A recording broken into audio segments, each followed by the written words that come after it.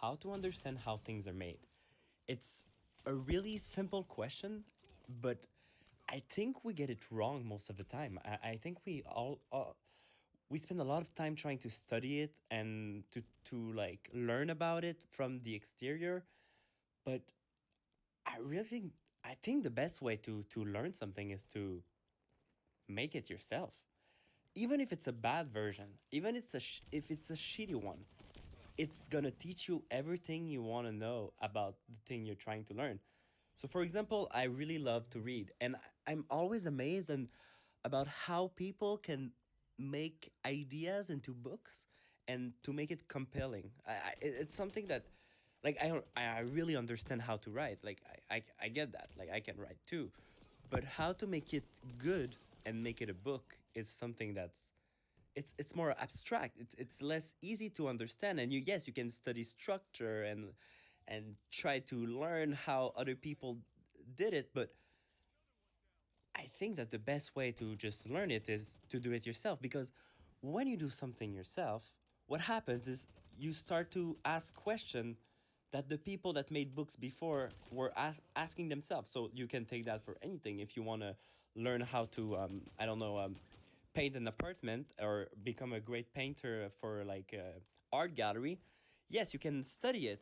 But if you just do it, you're gonna get faced by problems that are specific to you. So let's take the book example. You want to understand how books are made. So you start by doing one and you start writing.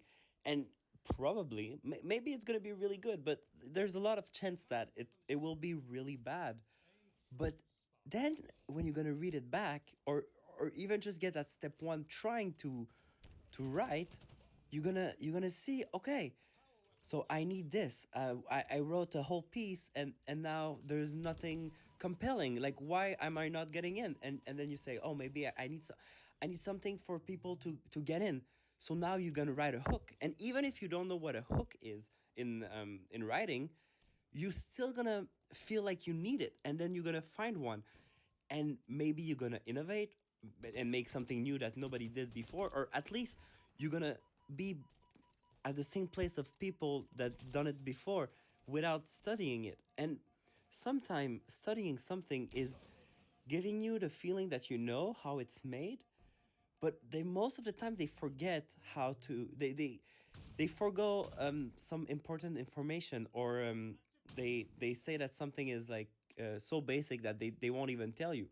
So for example, you want to write, they're going to tell you about structure, they're going to tell you about everything, that how to write, but they're going to never nobody's going to tell you need a pen and a paper, for example.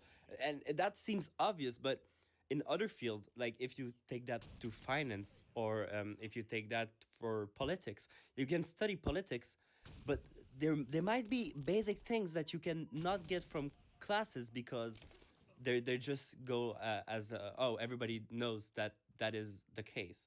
So you need to go out there, and I think we could all really learn and make parallels with other fields by just trying to do things and doing it bad. Like, I don't want to write a book to become a bestseller and win awards or like make money. It's really just to understand how it's made. And I think that if we do that for everything we like, our life's just gonna get so much better. For example, I really liked listening to music, so I just tried to make music.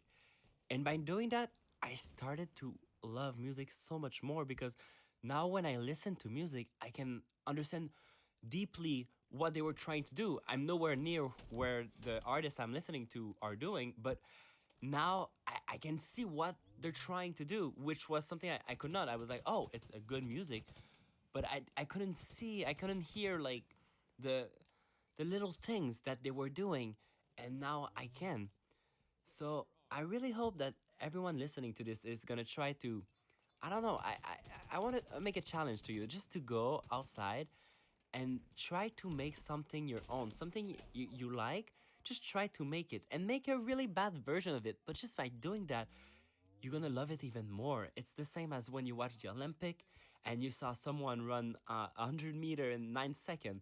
Then you try to do it yourself, and then you go, oh, I see, that's why it's impressive. And then you start to like love it even more and be and things become more meaningful, and life become not easier, but you start to love things more, and that brings happiness. It won't be happiness forever, but it's still gonna be like um a high that you can ride for a couple of days maybe, or something that's gonna come back. And I think that if you do a lot of those, you try to learn lots of things, it's gonna bring you happiness, at least for a little time, or knowledge, or it's gonna bring you something that's gonna make you go forward.